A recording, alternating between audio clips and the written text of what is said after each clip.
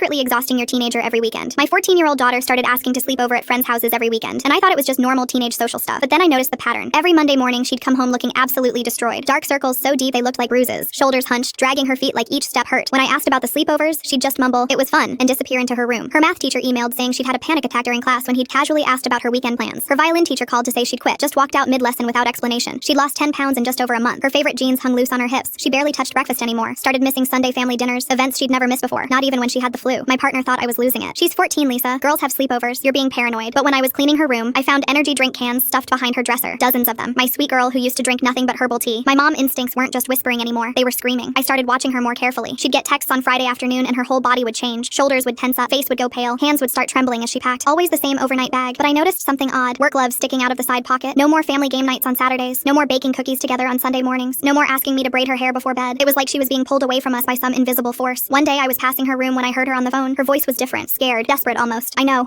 I'll be there." Her voice cracked. "I can't do this every weekend anymore. Please." A pause. "No, I understand. I promised. I won't tell anyone." Then I heard her crying, real gut-wrenching sobs that made my chest tighten. The next morning at breakfast, I asked casually, "Which friend's house are you going to tonight, honey?" Her spoon clattered into her cereal bowl. Her eyes darted to her phone like it might save her. Just Marlene's." Her mom already said yes, but I'd called Marlene's mom last week. Marlene had been at her dad's house in another state for the past month. That's when I really started noticing her phone behavior. When a specific notification sound played, just 2 quick beeps, her entire body would go rigid. Then she'd immediately delete whatever she'd seen. Something was very, very wrong with my daughter. I waited until she left for her sleepover that Saturday night. Then I did something I'd sworn I'd never do. I followed her. She didn't walk like a teenager heading to a fun sleepover. She walked like someone heading to their execution, taking a weird winding route through the neighborhood, doubling back twice, constantly checking over her shoulder. At one point, she stopped completely, stood under a streetlight, and I watched her take deep, shuddering breaths, like she was preparing for battle. She pulled out her phone and typed something. Even from my car, I could see her hands shaking as she hit send. The response must have been immediate because her shoulders slumped in defeat. Then she kept walking. What I discovered made my stomach drop to the floor. She didn't go to Marlene's house. She went 6 blocks over to a house I knew all too well. I watched her climb the front steps like they were a mountain. She paused at the door, hand hovering over the doorbell for a full minute before finally pressing it. Someone had been making my child dread her weekends for months. I waited about 10 minutes trying to figure out the right thing to say to the wicked woman stealing my daughter. When I rang the bell, the door swung open to reveal a voice I recognized immediately. "Oh, hello, dear." It was my ex-husband's mother, wearing a flower-covered apron. "We weren't expecting you. Kaylee's just helping me with some projects. Such a devoted granddaughter, comes every single weekend without fail." I pushed past her into the house. The smell of dust and old cardboard hit me immediately. "Mom?" Kaylee appeared at the top of the stairs, work gloves on her hands, cobwebs in her hair, surrounded by towers of boxes. She looked exhausted, defeated. "Well, someone needs to take care of their dear grandmother," my former mother-in-law said. "You've been using her as free labor," I said, seeing the bruises on my daughter's hands from hauling boxes. "I've been teaching her the importance of family loyalty," she snapped back. "Something you clearly never learned." I looked at my daughter and saw the relief flooding her face as she realized I'd finally found her. My ex-mother-in-law threatened her, saying if she left then she wouldn't help her gain popularity anymore. We left that night and never went back. I had our lawyer send a cease and desist letter the next day. Within 2 weeks, my daughter was sleeping in on Saturdays, her hands were healed, and she was back to being the happy kid I remembered.